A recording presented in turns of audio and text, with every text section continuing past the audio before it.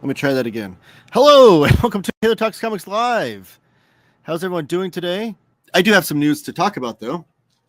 I've actually really prepared this show in a way that's hopefully going to look good on screen and things. I'm going to zoom in a little bit on here. But we have some news in regards to Free Comic Book Day and what that's going to look like in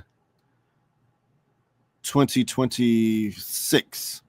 So this news is coming from, I have bits here. Why is this doing that?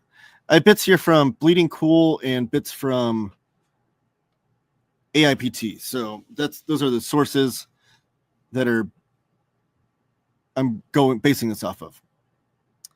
But it says this one is from Rich Johnston. Penguin Random House, despite pressure from comic book publishers they distribute, did not come to terms with the new owners of Free Comic Book Day, unlike Lunar Distribution. So, real quickly, just to explain that, Free Comic Book Day used to be owned by Diamond Distribution. Free Comic Book Day was started by one comic book shop proprietor in, I think, Southern California, and then he sold the rights to the Free Comic Book Day name to Diamond.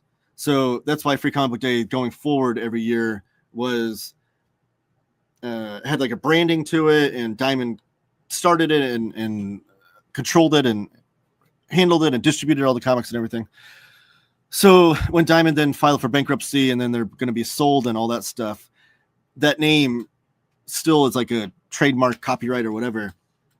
So I can't just go and make my own Free Comic Book Day and call it Free Comic Book Day because that's owned by someone else. So as Diamond was selling off their assets and selling off, which that's one of their assets, but also selling off just the whole company of Diamond, Free Comic Book Day was bought out by Universal Distribution, which I don't think there's any sort of connection to Universal Studios. Maybe. James, is there, I feel like you talked about this story a few times or shared it. Is Universal Distribution, there's no connection to Universal Studios or anything, is there? And Warner? But unlike Lunar Distribution, so Lunar Distribution has made a deal with Free Comic Book Day. And so instead, Penguin Random House is going to have their very first comics giveaway day. And Penguin Random House is going to be doing the exact same thing, or has trademarked, and will be on the 2nd of May, 2026, the same day as Free Comic Book Day, and it'll be doing the exact same thing. So, so we're going to have Comics Giveaway Day and Free Comic Book Day on the same day, the 2nd of May, 2026. Anybody that's celebrated Free Comic Book Day in the past, you know that it is always the first Saturday of May, or has been for the last 20 plus years that it's been running. So they've kept it the same day. I find it interesting that they decided to go head to head on this. I'm not sure why they didn't go different days. I think it would have been more effective if one did it in May and one did it in like August or even like November, maybe like Black Friday-ish time. I don't know. I just feel like it would have been better if they split and kind of like, rather than have this direct competition, have this like separate competition. And then also that would give, so James says, it looks like Universal Publishing is a division of NBC Universal. Okay. So then there we go. It is. Oh, so that's probably why the ties to Lunar are there, because Lunar is the distributor of DC. Yes. Okay. So it's all connected then. Interesting. But yeah, so it's interesting they're going head to head. I don't know if I agree with that choice. I feel like it would have been good for comic book shops to have two separate kind of tent pole days, especially when you're split with the big companies. Like DC is with Free Comic Book Day and Lunar, and Marvel's with Penguin Random House and Comics Giveaway Day.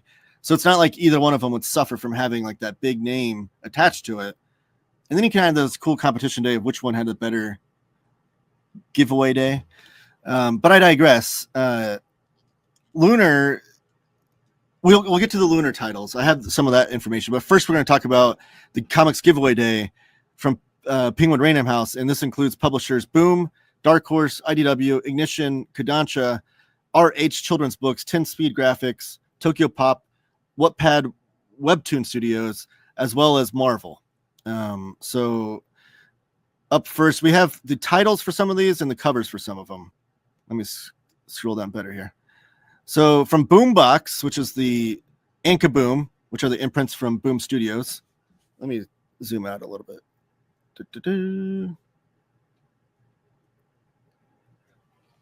We're going to have one comic's going to have Jim in the holograms plus My Little Pony, because My Little Pony, I don't think I talked about that on the show, is going to be with Boom Studios for now. So that's going to be interesting. And then Garfield. There'll be a Garfield comic also with the Kaboom imprint. Artwork to be revealed. Also from Boom Studios, we'll have a Power Rangers Comics Giveaway Day issue, as well as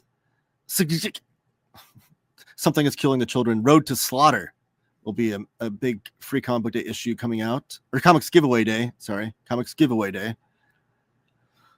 Scrolling down, we've got Dark Horse. We'll be doing something with Nickelodeon. It'll be the Avatar Legends issue.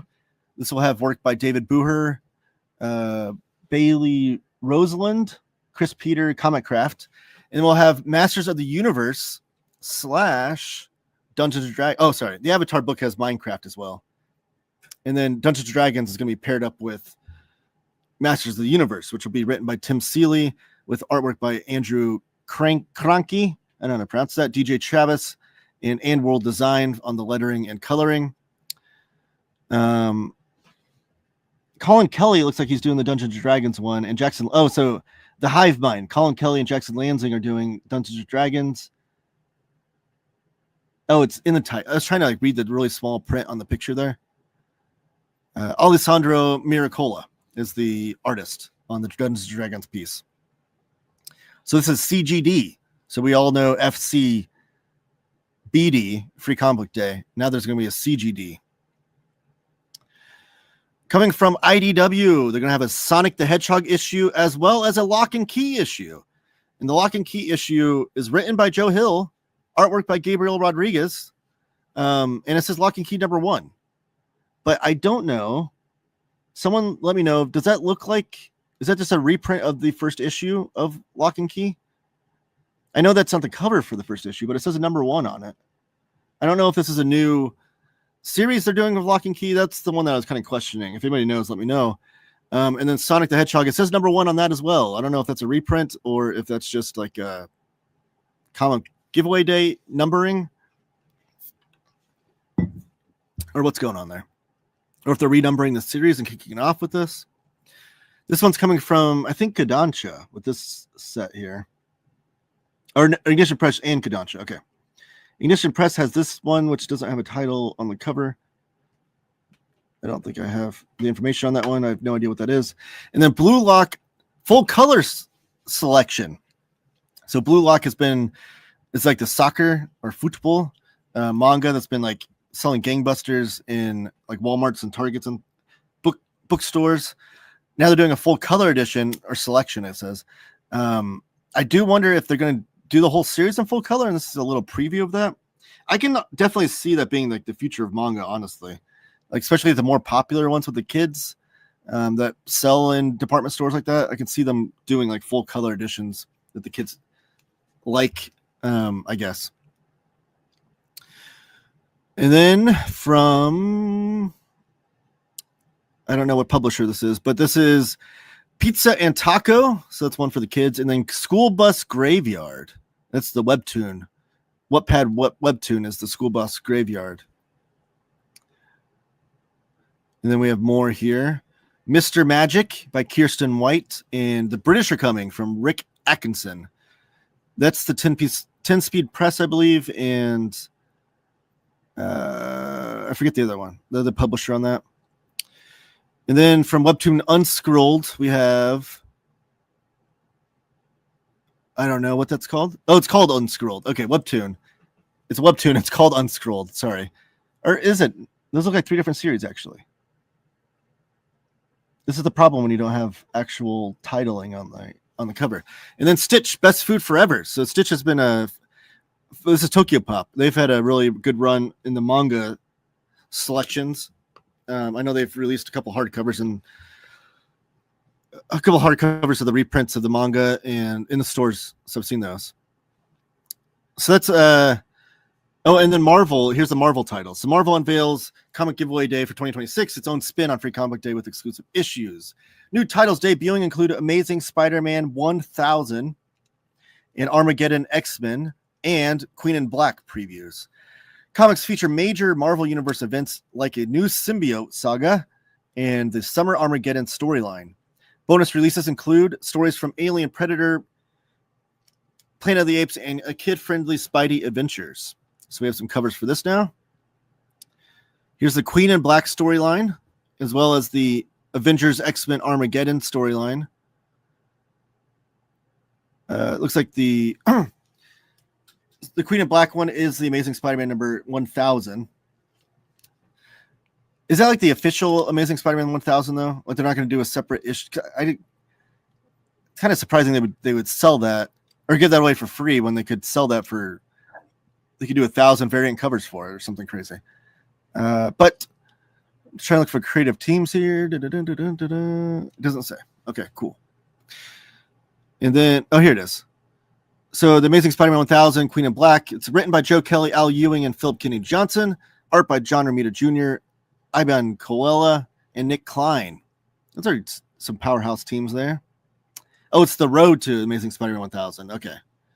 So this is not the 1000th issue. This is the road to it. So they are going to sell Amazing Spider-Man 1000 for a big kind of tentpole selling point and probably do 1,000 different variant covers. I don't know.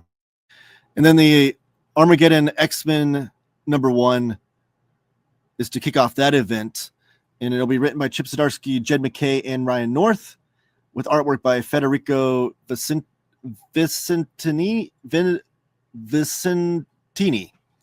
Frank Alpizar, and Delio Diaz. The cover for that was by Ryan Stegman.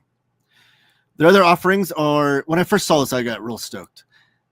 Planet of the Apes, Alien, and Predator. I thought that was going to be a crossover. I would love to see those 3 titles cross over into one big story. I think you could do amazing things with that. But these are just 3 separate stories within one single issue for Comic Giveaway Day. And also, we have Spidey and Friends, Spidey's Amazing Friends, which we have had these issues every year for Free Comic Book Day. But this year, 2026, we're going to get Jeff the Land Shark. Or Jeff the Shark? Well, I'm probably butchering that. What is it? Jeff the Land Shark. Yeah, I had that right. Jeff the Land Shark is the title character there on the cover. I know my son will be excited to pick that up. The Alien, Predator, and Planet of the Apes number 1 was written by, or will be written by Saladin Ahmed, Jordan Morris, and more.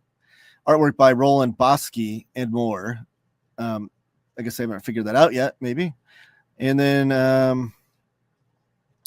from Alien to Predator to Planet of the Apes, is a tale on a planet that's already succumbed by xenomorphs. And then What's Greatest Fighters, all this in a Return to the Planet. Yeah, so I don't think it's a crossover. I think it's just 3 separate stories.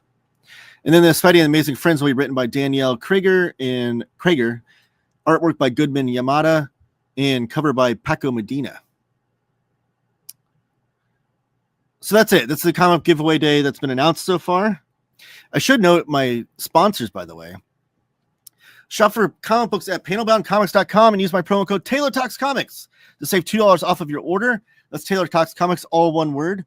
And you can save $2 off your order. They have a sale going on right now for Christmas, the holiday season, where some books are up to 50% off. So check that out. All of the $2 will be stacked on top of the savings on the website. And if you put a bigger order in and you order 4 books or more at panelboundcomics.com, you use my other promo code. And that is TTC Ship It Together, all one word, TTC Ship It Together. And that'll save you 5% off in addition to any of the savings you find on the website. And you can also pre-order books. The pre-order prices are always cheaper than their sale date prices. So if the book's in stock because it's on sale, that price is going to be more than if you pre-ordered it months before that. So check those out. And you save some money on comics. I get a little kickback for the channel. We all win. Free Comic Book Day, to get back to what we were talking about before. So if you go to freecomicbookday.com, it looks like this. Nothing. Epic reads await. Stay tuned. And that's it. That's all I had. Just kidding.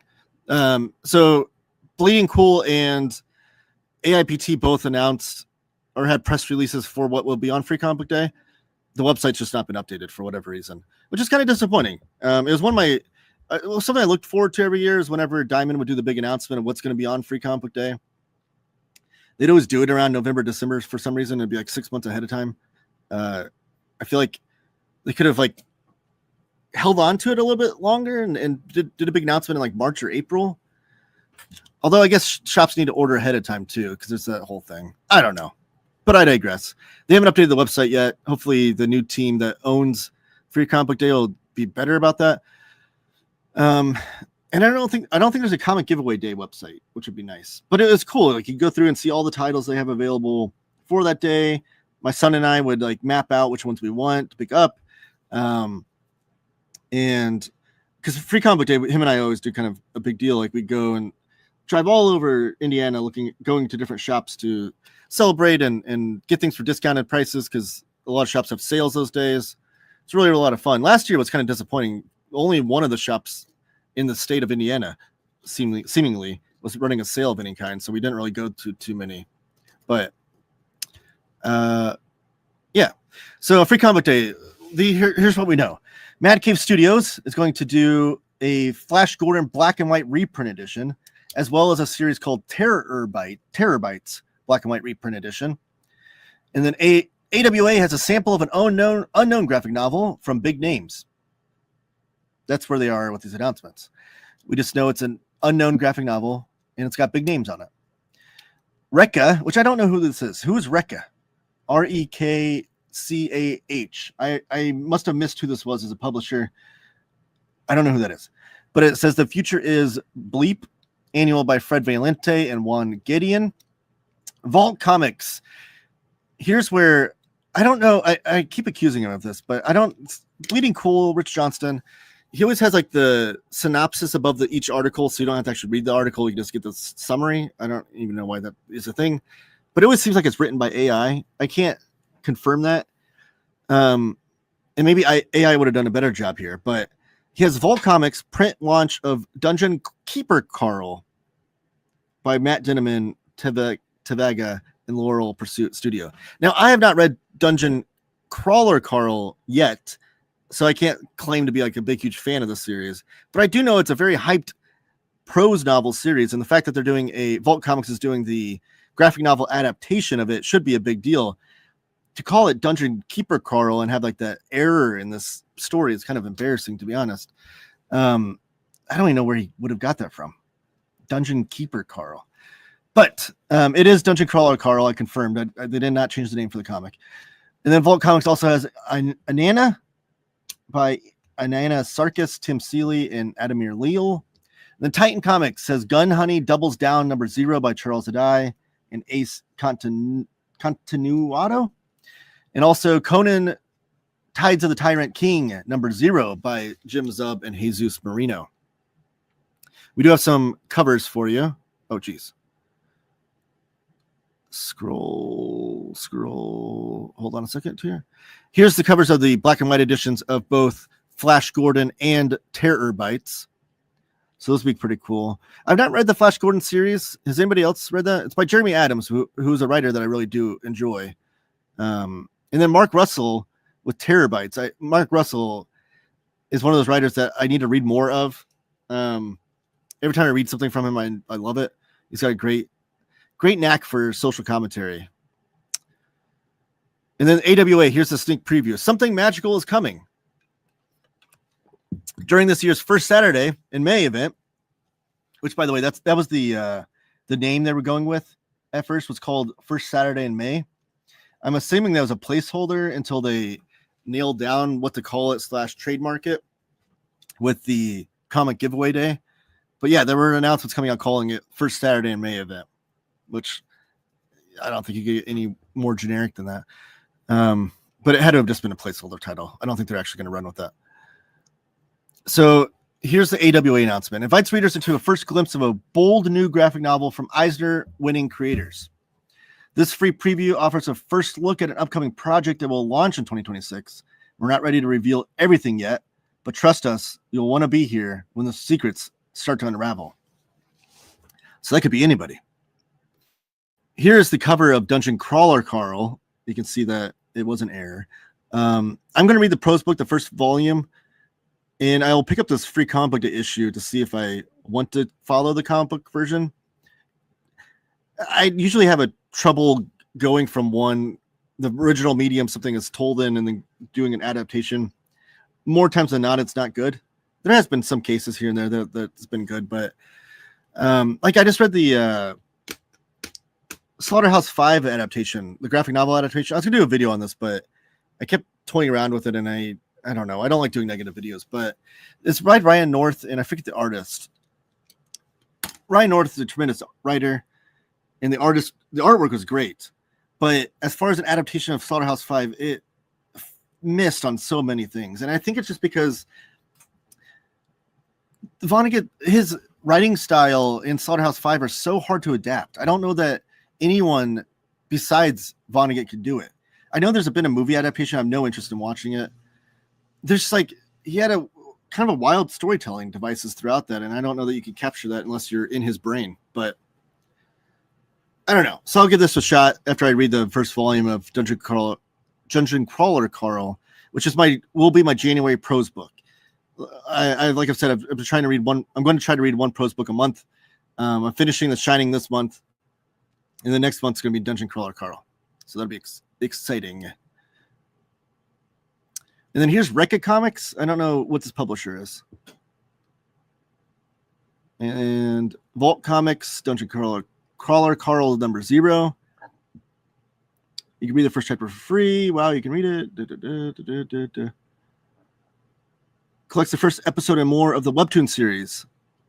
Oh, there's a Webtoon series of the comic? Okay, interesting. And then here's the Gun Honey covers with the Conan the Barbarian covers. And that's it for Free Comic Book Day. What's your top Free Comic Book Day issue ever? Pickup ever? I don't know. Like I love the Hip Hop Family Tree one that Ed Piskor did. I know what it is. Actually, speaking of Ed Piskor, it's the Red Room Free Comic Book Day issue. I think because there's a whole complete story. I think that some of these publishers don't give you enough to chew on with these stories. They give you like just a few pages mixed in with some ads or something. I feel like some publishers really missed the opportunity here because this is the opportunity to get so many normies in that don't read comic books to try out your comic.